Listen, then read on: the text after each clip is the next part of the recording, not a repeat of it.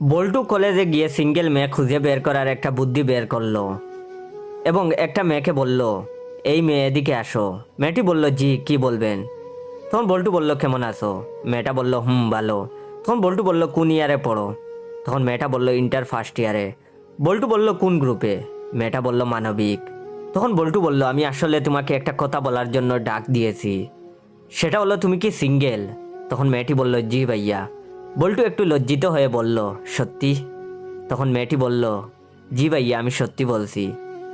তখন বল্টু বলল, না মানে বলছি যে আমাদের কলেজে নতুন নিয়ম করছে, যাদের একটা বয়ফ্রেন্ড আছে তাদের 5,000 টাকা দেওয়া হবে, আর যাদের 2টা বয়ফ্রেন্ড আছে তাদের 10,000 টাকা দেওয়া হবে।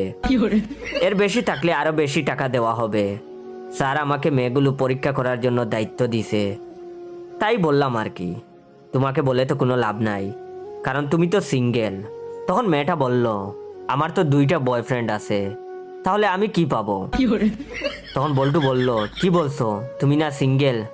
তখন মেয়েটি বলল, আরে না, ওইটা তো আমি মজা করে বললাম, আসলে আমি সিঙ্গেল না।